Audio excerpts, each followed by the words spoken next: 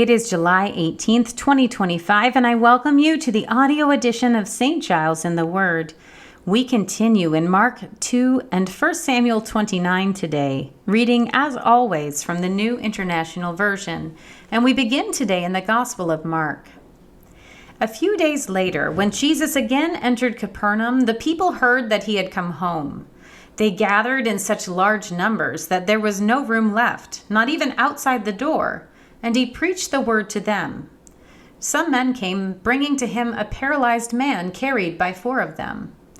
Since they could not get him to Jesus because of the crowd, they made an opening in the roof above Jesus by digging through it, and then lowered the mat the man was lying on. When Jesus saw their faith, he said to the paralyzed man, "Son, your sins are forgiven." Now some teachers of the law were sitting there thinking to themselves, "Why does this fellow talk like that? He's blaspheming. Who can forgive sins but God alone?" Immediately Jesus knew in his spirit that this was what they were thinking in their hearts, and he said to them, "Why are you thinking these things? Which is easier, to say to this paralyzed man, 'Your sins are forgiven,' or to say, 'Get up, take your mat, and walk'? But I want you to know that the Son of Man has authority on earth to forgive sins." So he said to the man, "I tell you, get up, take your mat, and go home." He got up, took his mat, and walked out in full view of them all. This amazed everyone, and they praised God, saying, "We have never seen anything like this." Once again, Jesus went out beside the lake. A large crowd came to him, and he began to teach them. As he walked along, he saw Levi, son of Alphaeus, sitting at the tax collector's booth. "Follow me," Jesus told him, and Levi got up and followed him. While Jesus was having dinner at Levi's house, many tax collectors and sinners were eating with him and his disciples, for there were many who followed him.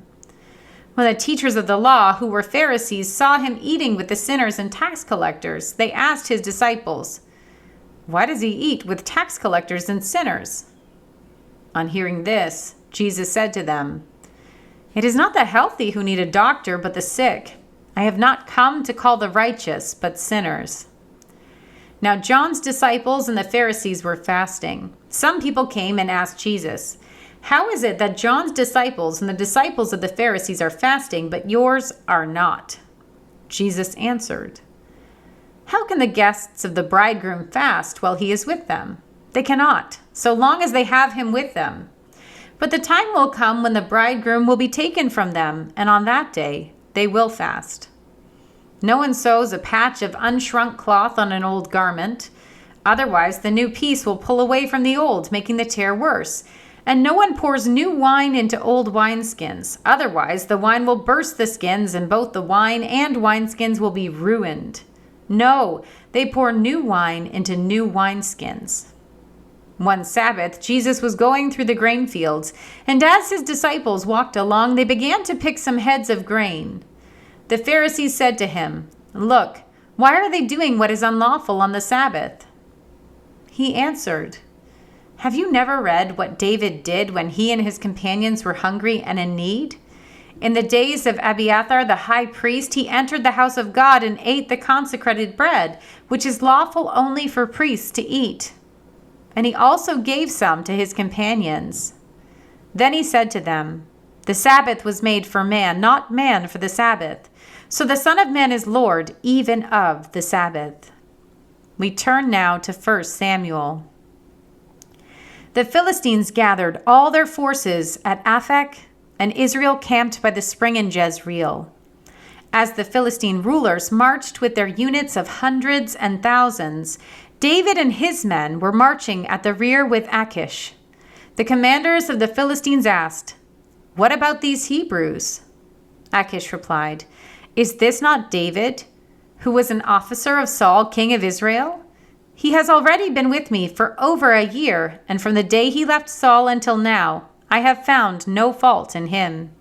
But the Philistine commanders were angry with Achish and said, "Send the man back, that he may return to the place you assigned him. He must not go with us into battle, or he will turn against us during the fighting.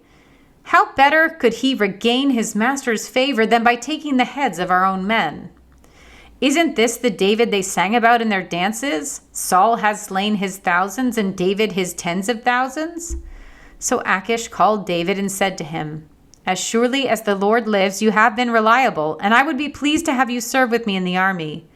From the day you came to me until today, I have found no fault in you. But the rulers don't approve of you. Now turn back and go in peace.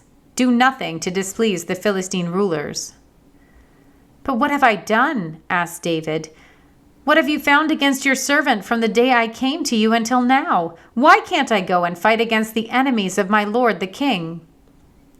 Achish answered, I know that you have been as pleasing in my eyes as an angel of God. Nevertheless, the Philistine commanders have said, He must not go up with us into battle. Now get up early along with your master's servants who have come with you, and leave in the morning as soon as it is light. So David and his men got up early in the morning to go back to the land of the Philistines, and the Philistines went up to Jezreel. Here ends our reading for today.